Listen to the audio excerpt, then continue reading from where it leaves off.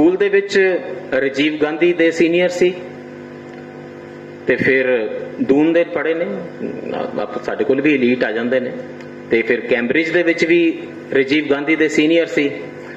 ਸੋ ਯਾਰਾਂ ਦਾ ਫਾਇਦਾ ਤਾਂ ਹੁੰਦਾ ਹੀ ਹੈ। ਬਾਅਦ ਵਿੱਚ ਰਾਜੀਵ ਗਾਂਧੀ ਦੀ ਸਰਕਾਰ ਦੇ ਵਿੱਚ ਮੰਤਰੀ ਵੀ ਸੀ, ਪਰ ਇੱਕ ਛਾਪ ਇਹਨਾਂ ਦੀ ਪੰਜਾਬ ਦੇ ਹਰ ਪਿੰਡ ਵਿੱਚ ਹੈ, ਹਿੰਦੁਸਤਾਨ ਦੇ ਹਰ ਪਿੰਡ ਵਿੱਚ ਹੈ। ਥੋੜਾ ਥੋੜਾ ਮਨੀ ਸ਼ੰਕਰ ਅਈਅਰ ਸਾਡੇ ਸਾਰਿਆਂ ਦੇ ਹਿੱਸੇ ਆਇਆ ਹੋਇਆ ਹੈ। ਉਹਨਾਂ ਸਾਰੀਆਂ ਲੜਾਈਆਂ ਲਈ ਜਿਨ੍ਹਾਂ ਦੇ ਘੁਲਾਟੀਆਂ ਵਿੱਚ ਹਮੀਰ ਸਿੰਘ ਤੋਂ ਲੈ ਕੇ IDP ਦਾ ਸਾਰਾ ਜੱਥਾ, ਕਦੀ ਖੁਸ਼ਹਾਲ ਸਿੰਘ, ਕਦੀ ਮਾਲਵਿੰਦਰ ਮਾਲੀ, ਜਿਨ੍ਹਾਂ ਰਾਹਾਂ ਤੇ ਤੁਰਦੇ ਰਹੇ ਨੇ ਕਿ ਇਹ ਪੰਚਾਇਤੀ ਰਾਜ ਕਿਵੇਂ ਕੰਮ ਕਰਨਾ ਚਾਹੀਦਾ, ਜਾਂ ਡੈਮੋਕ੍ਰੇਸੀ ਦੀ ਪੈਨੀਟ੍ਰੇਸ਼ਨ ਕਿਵੇਂ ਹੋਣੀ ਹੈ, ਜਾਂ ਪਿੰਡ ਵਿੱਚ ਗ੍ਰਾਮ ਸਭਾ ਹੋਣੀ ਹੈ ਕਿ ਨਹੀਂ ਹੋਣੀ ਹੈ, ਇਹ ਉਸ ਵਿਚਾਰ ਤੋਂ, ਉਸ ਲੈਜਿਸਲੇਟਿਵ ਐਕਸਰਸਾਈਜ਼ ਚੋਂ ਇਹ ਪੰਚਾਇਤੀ ਰਾਜ ਦਾ ਸੁਪਨਾ ਮੁੜ ਸੁਰਜੀਤ ਕੀਤਾ ਗਿਆ ਸੀ। ਅਦਰਵਾਈਜ਼ ਉਹ ਵੀ ਮਰਿਆ ਹੀ ਪਿਆ ਸੀ। ਜਿਸ ਵੇਲੇ ਸੰਵਿਧਾਨ ਦੀ 73ਵੀਂ ਤੇ 74ਵੀਂ ਸੋਧ ਕੀਤੀ ਗਈ, ਉਹਨੂੰ ਕਨਸੀਵ ਕਰਨ ਵਾਲੇ ਤੇ ਰੱਬ ਜਾਣੇ ਕਿਵੇਂ, ਇਹ ਵੀ ਕਹਾਣੀ ਕਿਸੇ ਦਿਨ ਇਹਨਾਂ ਨੂੰ ਦੱਸਣੀ ਚਾਹੀਦੀ है, खुदा जाने कैसे उसको एग्जीक्यूट करवाया होगा। मेरा तो ख्याल है कि उनको पता नहीं चला होगा कि कम वक्त क्या रेवोल्यूशनरी चीज है, इनकलाबी चीज है। साडे अजकल दे MLAs नूं समझा दो कि ग्राम सभा की कर सकती है, फिर बेनती करन जांदे ने करवाया करो। MLA भी प्रबंध कर दिंदा भी ये तो रब्बा कदी ना होवे, होर जो मर्जी हो जावे। तो ऐसे ऐसे काम किए हैं, डिप्लोमेसी में रहे और उसमें पाकिस्तान से वाबस्तगी तो बनी ही बनी, परंतु उसके बाद जो वाबस्तगी इन्होंने साउथ एशिया में पीस के लिए और पाकिस्तान से रिश्तों के लिए, दोस्ती के लिए, अमन के लिए रखी है, न जाने वो भी हमें भी कैलेंडर देखना पड़ता है और टेलीफोन करके पता करना पड़ेगा कि आज हिंदुस्तान में है कि पाकिस्तान में है। हमारे SP सिंह साहिब, मंच पर विराजमान सफीर KC सिंह साहब, OP शाह साहब और अन्य जो महानुभाव वहाँ में मौजूद हैं, मैं उन सबके आशीर्वाद मांगकर आगे बढ़ता हूँ। भाइयों और बहनों, मैंने सोचा कि हम इस तंजीम सार्क के बारे में कुछ बोलेंगे आज, लेकिन लाजमी है, लेकिन तब भी अनोखी है कि सार्क की बात हो तो एकदम भारत और पाकिस्तान के रिश्ते के बारे में मामला चला जाता है। और ये भी स्वाभाविक है, क्योंकि आखिर इस तंजीम को कायम रखने में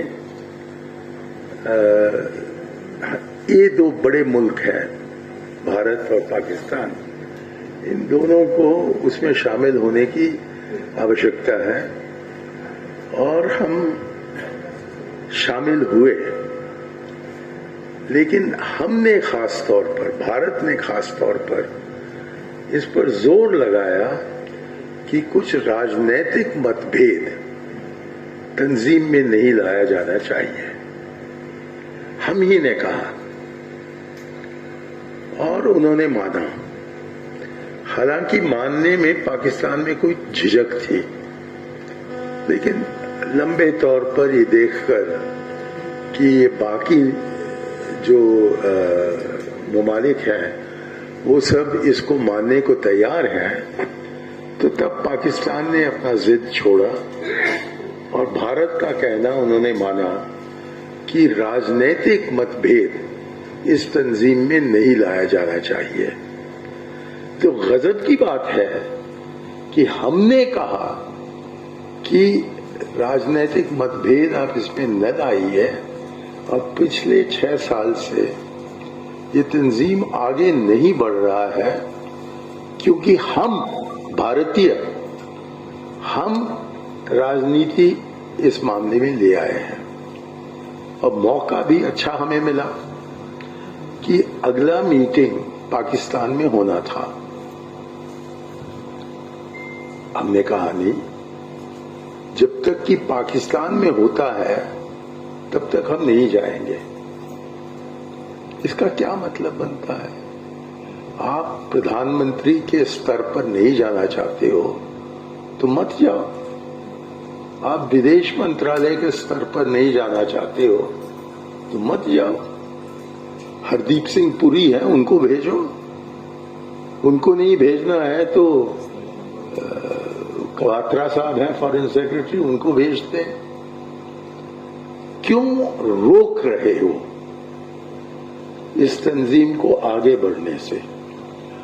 और पाकिस्तान लाजमी है, और उनका भी कहना मेरे ख्याल में दुरुस्त है, कि या तो आप यहां कीजिए इस्लामाबाद में, या कहीं और हम जाने को तैयार नहीं है।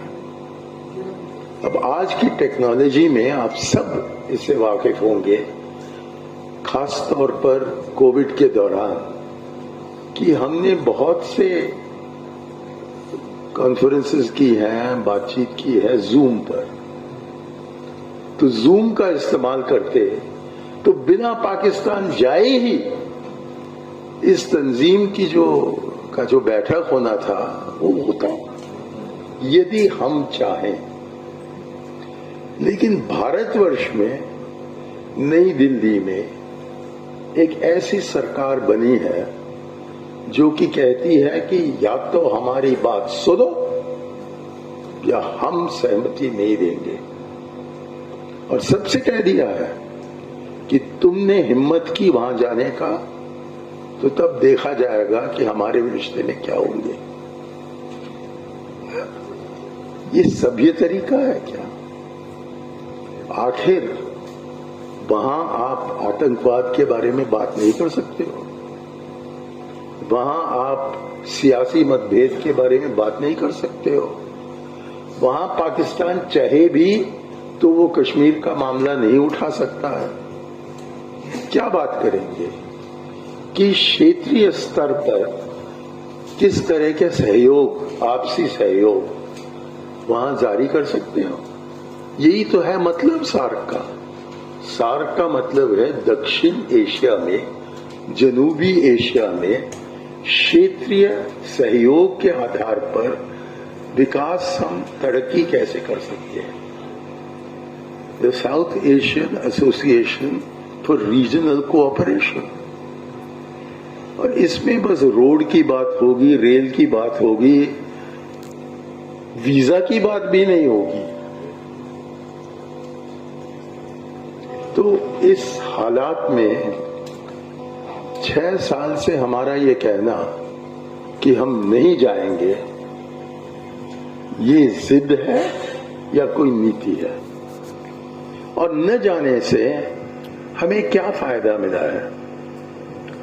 सार्क के मीटिंग्स जब होती हैं, और केसी सिंह साहब, मैं भी बहुत से सार्क मीटिंग में गए हुए हैं, वहां बातचीत तो होती है तकनीकी विषयों पर, ये बाबू लोग आपस में करते हैं, और जो प्रधानमंत्री, राष्ट्रपति, अन्य सियासी लीडरान जो हैं, वो जो वहां पहुंचते हैं, नेपाल हो, भूटान हो, पाकिस्तान हो, श्रीलंका हो, मालदीव हो, भारत हो, वो आपस में बात करते हैं। और आपस में बात नहीं करना चाहते तो नहीं करते। मुझे याद है कि जब 1989 में 88 में वहां इस्लामाबाद में ये सार्क की मीटिंग हुई, तो हमारे प्रधानमंत्री और नेपाल के नरेश के बीच में बहुत मतभेद आ गया था। और पूरा समय जबकि हम वहां इस्लामाबाद में थे, तो नेपालियों के तरफ से दरखास्त आती थी कि हम भारत के प्रधानमंत्री से मिलना चाहते हैं, और हमारे नरेश आपके यहां आएंगे प्रधानमंत्री से मिलने। लेकिन राजीव जी ने सोचा कि मैं नहीं मिलना चाहता हूं, तो मिले ही नहीं। तुम मिलना चाहते हो तो मिल सकते हो, मिलना नहीं चाहते हो तो न मिलो। मतलब ये नहीं बनता कि मोदी जी इस्लामाबाद गए और कहीं शहबाज शरीफ ने कहा कि आपसे मैं मिलना चाहता हूं, कि इसको हमें स्वीकार करना है। अस्वीकार भी कर सकते हैं। और मीटिंग में कोई सियासी बात नहीं होगी, तकनीकी विषयों पर चर्चा होगा। ऐसे हालात में सार्क को एक राजनीतिक विषय बनाना मुझे लगता है कि हमारी सबसे बड़ी गलती है। हम ही ने इसको एक राजनीतिक रूप दिया, और यदि कल पाकिस्तान या और कोई देश हो, नेपाल के साथ भी हमारे मतभेद हैं, बांग्लादेश के साथ अब तो ठीक चल रहा है, लेकिन सरकार बदल गई अगले इलेक्शन में, तो तब क्या पता वो क्या कहेंगे। श्रीलंका की तरफ से हमें बहुत से मतभेद हैं, वो भी उठा सकते हैं। मालदीव्स की पहली सरकार जो थी वो तो इंडिया छोड़ो हमें ये आंदोलन चला रहे थे सरकार की तरफ से। तो हमने इस तंजीम को एक राजनीतिक रूप दिया, तो वो भी इसको ऐसा ही रूप दे सकते हैं। तो किसको क्या फायदा होगा, जबकि हमारी बुनियादी बात कि राजनीतिक विषयों को मत लाइए इसमें, उसको स्वीकार किया गया। तो मेरे ख्याल में हमें लौटना है 1985 दिसंबर महीना, जबकि सार्क का स्थापना हुआ, और काफी मुश्किल से मैंने उस भाषण का खोज निकाला है। हमारे प्रधानमंत्री थे उस समय राजीव गांधी, उन्होंने क्या कहा सार्क के बारे में और आज की क्या हालत है।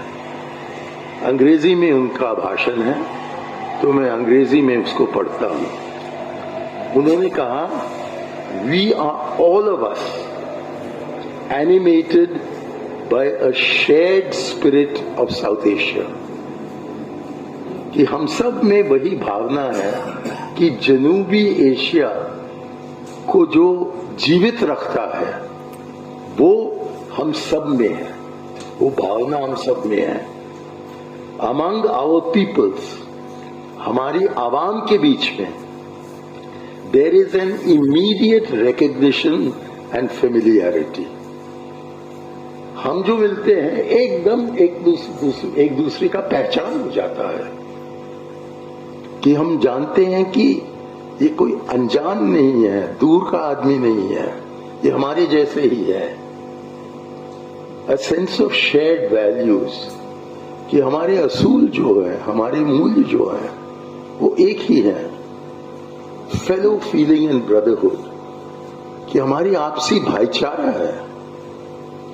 It is upon this natural goodwill that we build. इसी के बुनियाद पर हम आज इकट्ठे हुए हैं इस तंजीम को बनाने के लिए। तो जरा जल्दी में पढ़ दूं दोबारा। We are all of us animated by a shared spirit of South Asia. Among our peoples there is an immediate recognition and familiarity, a sense of shared values, fellow feeling and brotherhood. It is upon this natural goodwill that we build. और आज क्या हुआ? It is on the natural ill will of some Indians towards Pakistan that the association has not been able to hold a meeting. आगे बढ़े। India welcomes the diversity of our region. Rajiv ji ने कहा कि भारत इसका स्वागत करता है कि विविधता है हमारे क्षेत्र में, विविधता। We affirm the sovereign equality of the 7 states of South Asia. हम कहते हैं कि जो 7 आजाद देश हैं उनकी आजादी का हम कदर करते हैं। We have much to learn from each other and much to give.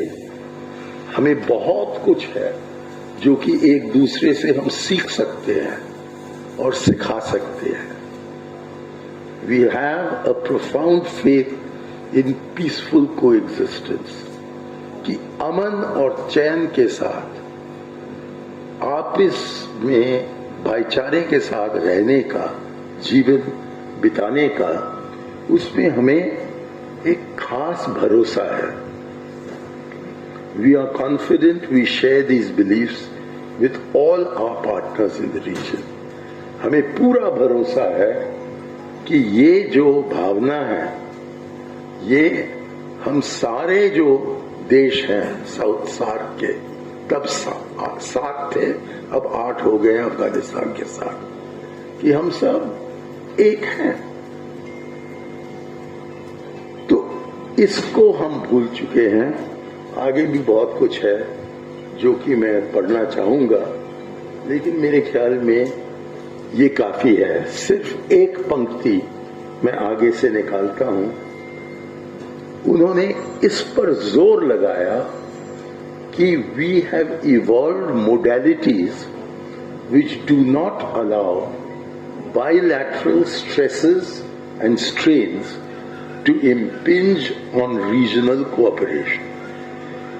उन्होंने कहा कि हमने ऐसे तरीके निकाल रखे हैं इस तंजीम के स्थापना में कि जो आपसी मतभेद है और उससे जो तनाव आता है या जो दबाव आता है, उसको कैसे एक तरफ रखे और आगे सहयोग से आगे बढ़े, इसका हमने इंतजाम कर दिया है। 15 तारीख को हम 75 साल के बच्चे बन जाएंगे। 75 साल के बच्चे, क्योंकि एक देश की जिंदगी में 75 साल तो एक नाचीज है। हमारी जिंदगी में तो बहुत बड़ी चीज है, लेकिन एक देश के इतिहास में 75 साल हैं और कुछ नहीं ज्यादा। लेकिन वो 15 तारीख आने के पहले एक और तारीख आता है, वो है 14 अगस्त। और 14 अगस्त को भी एक 75वीं वर्षगांठ आने वाला है, वो है पाकिस्तान का। अब ओपी शाह साहब, मैं, हमें से और कोई 20 लोग हैं जिन्होंने तय किया कि 14 तारीख को हमें पाकिस्तान में रहना चाहिए उनको बधाई देने के लिए, और 15 तारीख तक हमें वापस आना चाहिए हिंदुस्तान, ताकि हम यहां का जो जश्न है उसमें हम शामिल हों।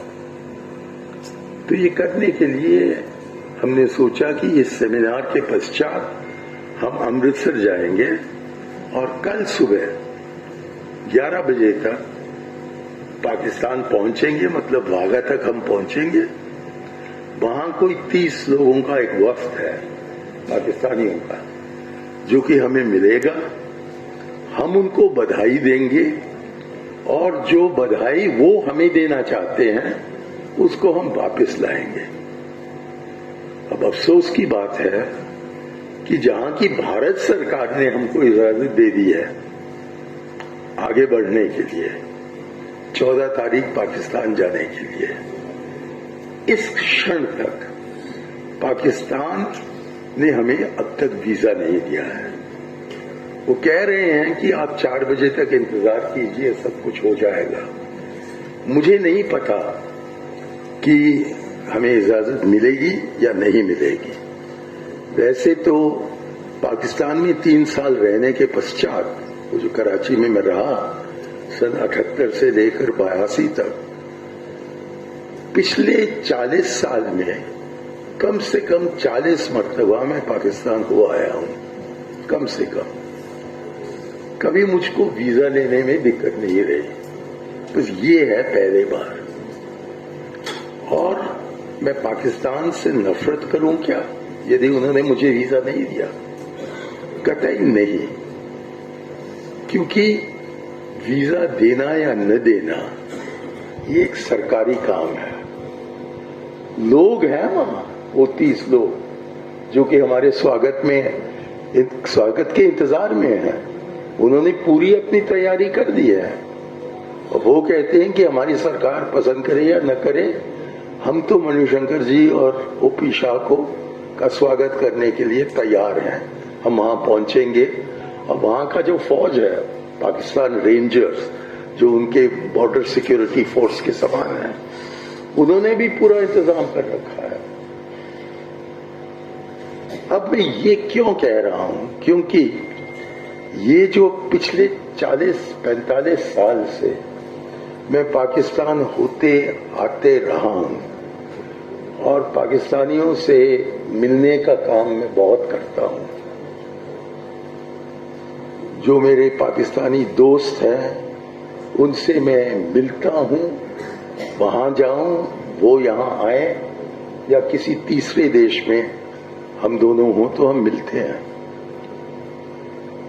और एक बार जबकि पाकिस्तान के पूर्व विदेश मंत्री भारत आए 6 दिसंबर 2017 को, गुजरात का चुनाव चल रहा था और भारत के प्रधानमंत्री ने कहा कि ये मणिशंकर एक षड्यंत्र रचा रहा है पाकिस्तान के पूर्व विदेश मंत्री से मुझे हराने के लिए गुजरात में।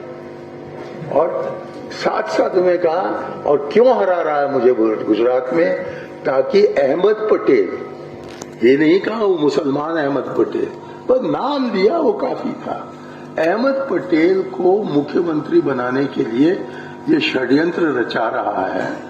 और पाकिस्तान गया था और मुझको मारने के लिए सुपारी उन्होंने दी, यहां तक।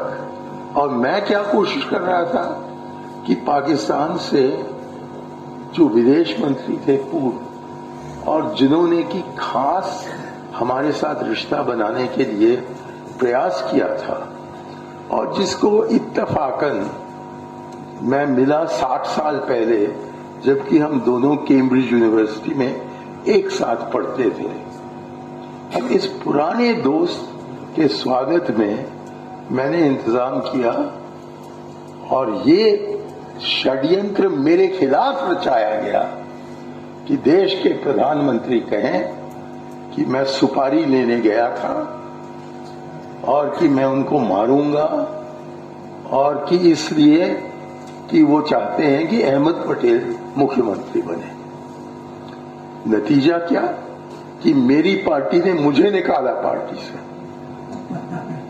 ये भी अजीब चीज है कि मोदी जी अकेले नहीं हैं, बहुत से लोग हैं जो कि पाकिस्तान को नापसंद करते हैं। और उनसे पूछिएगा कि आप कभी पाकिस्तान गए हो तो 90% जिनसे आप पूछते हो वो कहेंगे नहीं। और फिर आप अगला सवाल कीजिए कि आप पाकिस्तानियों से मिले हो। मैं पाकिस्तानियों से कैसे मिल सकता हूं? लेकिन आप दुबई जाइए, आप अबू धाबी जाइए, आप बर्मिंघम जाइए, आप वॉशिंगटन, सैन फ्रांसिस्को जाइए, आप कनाडा में टोरंटो जाइए, और कौन एक दूसरे से मिल रहे हैं? वही हिंदुस्तानी और वही पाकिस्तानी। आपने कभी दंगे फसाद का सुना है जो कि दुबई में हुआ या जो कि टोरंटो में हुआ? कभी नहीं। भाईचारा के साथ हम इस बर्रे सगीर के बाहर रह सकते हैं, लेकिन बर्रे सगीर में वापस आते ही दुश्मन बन गए। ये क्या अजीबोगरीब।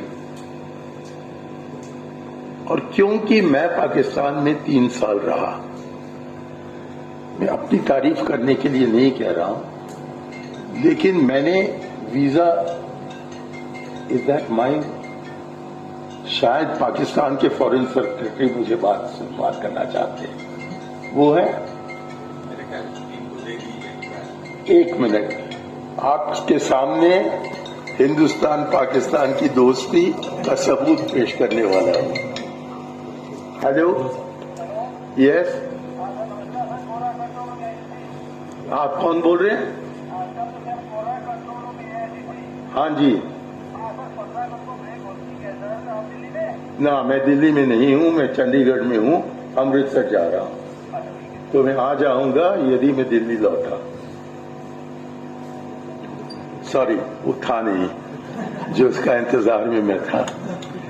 लेकिन ये 40 साल के तर्जुबा के आधार पर मैं ये कहना चाहता हूं कि जबकि मैं था वहां, मैंने 3 लाख वीजा जारी करे और उनमें से एक जासूस नहीं निकला, एक चोर नहीं निकला, किसी ने बलात्कार नहीं की, किसी ने पुलिस, उन सबको पुलिस के सामने जाना पड़ता था ये कहने के लिए कि मेरा नाम रशीद खान है या जो भी हो, और बताना चाहता है कि मैं यहाँ 3 महीने के लिए आया हूं, तो पुलिस उनके पीछे रहता था।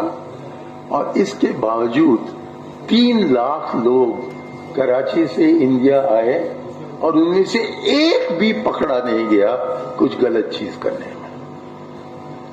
लेकिन अब हम क्या करते हैं कि सरकारों के बीच में दिक्कत आ जाती है और एकदम वीजा पर पाबंदी लगाते हैं। क्यों? उसने क्या किया तुम्हें? आप समझते हैं कि सारे पाकिस्तानी षड्यंत्र का ये आतंकवाद करेंगे? नहीं, तो कोई आतंकवाद आज तक भारत का वीजा लेकर अंदर नहीं आया है। सब पहुंच जाते हैं अपने बंदूक के साथ और हरकतें करने के लिए, लेकिन वीजा नहीं लेते। तो हम क्यों वीजा पर पाबंदी लगाते हैं? आप पंजाबी गाना सुनना चाहते हैं जरा उर्दू पंजाबी में, तो पाकिस्तान रेडियो को सुनते हो या पाकिस्तान टीवी को सुनते हो, और उनको पंजाबी हिंदी सुनना हो तो वो हमारी टेलीविजन देखते हैं, हमारी रेडियो देखते हैं। दुनिया में और कोई देश नहीं है जो कि हमारे पिक्चरान इतने देखते हैं जहां की पाकिस्तान में देखते हैं। हाँ, मैं जानता हूं कि हमारे पिक्चर वहां लंदन में और न्यूयॉर्क में दिखाए जाते हैं, लेकिन देखने वाले भारतीय हैं या पाकिस्तानी हैं। कोई अमेरिकन नहीं जाता है, कोई गोरा नहीं जाता है, हम ही जाते हैं। तो इसलिए मुझे कभी कभी लगता है कि पाकिस्तान अपना देशीय तिराना रखे और हम अपने राष्ट्रीय गान को रखें, लेकिन साथ साथ एक तीसरा तिराना को हम क्यों न चलाएं। और मेरा सुझाव ये है कि वो होना चाहिए, मुन्नी बर्बाद हुई डार्लिंग तेरे लिए। अब क्यों अपना आत्महत्या हम कर रहे हैं? पाकिस्तान क्या कर सकता है हिंदुस्तान में जिसका मुकाबला हम नहीं कर सकते? अगस्त सन 65 में उन्होंने अपने घुसपैठियों को हिंदुस्तान भेजा। कश्मीर के लोगों ने कहा कि ये हमारे नहीं है और पकड़कर हमारी आर्मी को हवाला किया। और आज कश्मीरियों का मुंह बंद करके उनको जेल में डालकर भर भर के हम देश को चला रहे हैं। और हमारा जो सुप्रीम कोर्ट है, जो इमरजेंसी के दौरान भी अपना काम करता था, 3 पूरे साल हो गए कि हजारों कश्मीरियों को जेल भेजा गया और कोर्ट ने आज तक किसी एक का ये नहीं कहा कि वहां का जो रशीद खान है वो है कहां। इसको हेबियस कॉर्पस कहते हैं कि आप आदमी को हमारे सामने मौजूद ले आओ। सुप्रीम कोर्ट ने 3 साल में नहीं पूछा कि जिन कश्मीरियों को आप बंद कर रहे हो किस कानून के अंतर्गत कर रहे हो, कितने दिन के लिए उनको रखेंगे, कब रिहा होंगे, और ले आइए हमारे सामने ताकि हम उनसे पूछें कि वो दोषी है या नहीं है। और कुछ नहीं करते। और जबकि पूरे 8 साल से 2014 से लेकर 2022 तक जब पाकिस्तानी से मिलते हो थप्पड़ देते हो, तो वो क्यों नहीं थप्पड़ देगा जबकि हम उनके सामने आते हैं? प्यार का बदला प्यार, नफरत का बदला नफरत। गांधी जी ने हमें ये सिखाया था जमाने में, और हम भूल चुके हैं। मैं देख रहा हूं कि मेरे 40-50 साल के दोस्त पाकिस्तान में अब सोचने लगे हैं कि कितने दिन तक हम भारतीयों पर विश्वास करें। और वो थे लोग जो कि मेरा स्वागत करते थे। जब ये तो हम आत्महत्या कर रहे हैं सार्क को न चलने देने में, और यदि हमने उसको चलने दिया, और ये मैं कहता हूं कि आप नहीं जाना चाहते हो, तो ये प्रस्ताव रखो कि जूम के द्वारा मीटिंग होगी। अनेक मीटिंग हुए थे ये कोविड के दौरान यूरोप में, अमेरिका और चीन के बीच में। जूम के द्वारा हो सकता है और सब आ जाएंगे, और आप जिनको प्रतिनिधि बनाना चाहते हो बनाओ। मुख्यमंत्री जी नहीं जाना मानना चाहते तो नो न आए और किसी को रखे, तो एम्बेसडर केसी सिंह को रखे। मैं तो तैयार हूं उनके साथ किसी न किसी स्तर पर रिश्ता कायम करने के लिए, क्योंकि रिश्ता कायम हो तो तब बिना रोक बातचीत हो सकती है मसलों पर। अब जो अनेक मसले हैं हमारे बीच में, उनका हल या तो आप तलवार निकालकर उनसे जाकर लड़ो, या कि बातचीत करो। आप उनसे लड़ने के लिए सर्जिकल स्ट्राइक करने को तैयार हो, लेकिन हिम्मत नहीं है कि उनके सामने बैठकर कहो कि चलो भैया तुम्हारा क्या इतराज है। हम क्यों न पूछें? जबकि पाकिस्तान, और जबकि डॉक्टर मनमोहन सिंह हमारे प्रधानमंत्री थे, तब उन्होंने चर्चा शुरू करवाया। हम दोनों के एक दोस्त है सती लांबा, जिनका देहांत अभी 2-4 दिन पहले हुआ, और पाकिस्तान के प्रतिनिधि आए, एक तारिक अजीज, और वो गुप्त तरीके से बातचीत करते रहे कश्मीर पर, और किसी विषय पर नहीं है, कश्मीर पर, और उसका एक किस्म का हल निकाला, समझौता पर पहुंचे।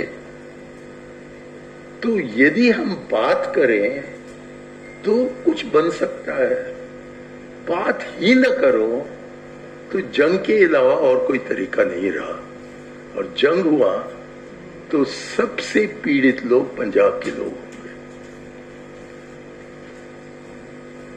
कहीं एक अणु बम लाहौर के रेलवे स्टेशन पर आपने लगाकर उसको निकाला, तो 8 सेकंड के अंदर, 8 पल के अंदर उसका जो रेडियो एक्टिविटी है वो अमृतसर पहुंचेगा। तो क्या फायदा जंग? किसको मारने जा रहे हो? तो इसलिए मेरा ये कहना है कि यदि इस अमृत महोत्सव के अवसर पर हम सब कहें कि सार्क की मीटिंग करवाइए और कोई तरीका न हो तो जूम के द्वारा, ताकि कहीं न कहीं तो भारत और पाकिस्तान के प्रतिनिधिगण एक दूसरे से मिल पाए, कुछ रचनात्मक चीज करें, और इस फजूल का जो झगड़ा है इसको छोड़ें। नहीं तो नतीजा हमारे सामने है। हम सोचते थे 5000 साल से कि चीन तो हिमालय के उस तरफ है, अब चीन पाकिस्तान में आ चुका है, वो सिंधु नदी पर खड़ा हुआ है, दोनों मिल गए हमारे खिलाफ। तो पहले पंजाब और उसके बाद बाकी देश पर काफी खतरा रहेगा। तो इसको रोकने के लिए हमें कम से कम प्रयास तो करना चाहिए कि यदि हम चीन से बात कर सकते हैं और मिलिट्री के स्तर पर अब तकरीबन 20 बार वो मिल चुके हैं, क्यों ना पाकिस्तान के साथ मिले। वहां के बाजवा साहब ने तो कह दिया है, उनसे जाकर बात करो, हिम्मत करो वहां तक पहुंचने का। और यदि आप पाकिस्तान नहीं जाना चाहते हो तो मेरा एक सुझाव है कि टेबल आप अटारी और बागा के बीच में लगाइए और पाकिस्तानी पाकिस्तान न छोड़े हमसे बात करने के लिए और हम हिंदुस्तान न छोड़े, और फिर आपसी बातचीत हो तो सब कुछ आगे बढ़ रहे हैं तो नाश्ता करें एक साथ, और भी आगे बढ़ गए तो तब हम लंच भी करें, और तकरीबन समझौता पर पहुंच गए तो तब हम डिनर भी कर लें एक साथ, और तब वो दिखाएंगे आपको कि उनका कबाब क्या होता है और आप उन्हें दिखाइए कि हमारे कबाब कैसे होते हैं। वहां मुकाबला हो, ये नहीं कि हम एक दूसरे पर गालियां बकते रहें और बिना मिले हम कोशिश करें कि यहां शांति हो। शुक्रिया, धन्यवाद और जय हिंद।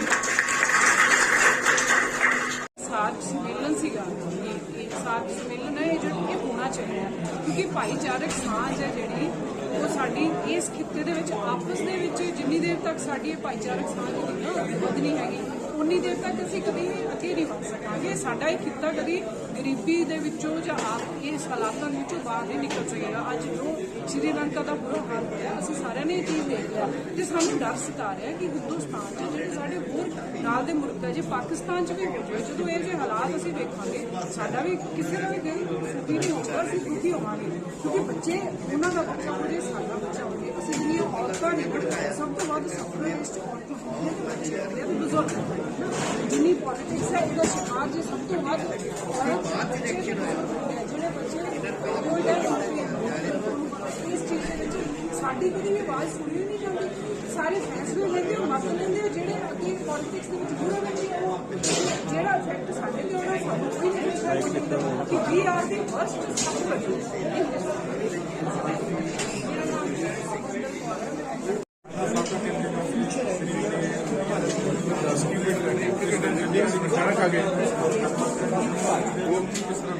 सब उधर हो नाल लग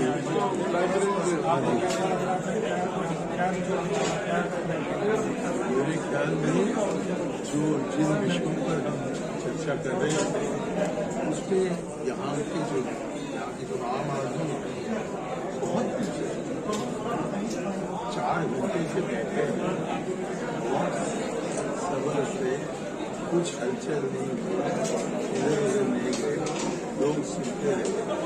इससे विश्वास बढ़ता है कि लोग सोचने को तैयार है, सोचने को तैयार है। मुझे लगता है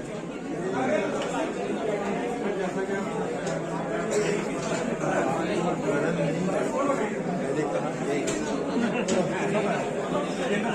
क्या मैसेज देना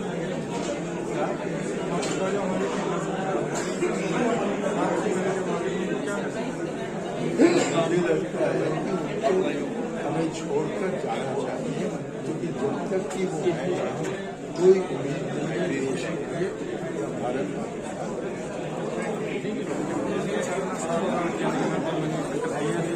जिन्होंने अपना विचार सामने किसी ने चंडीगढ़ के साथ केयर सिटी में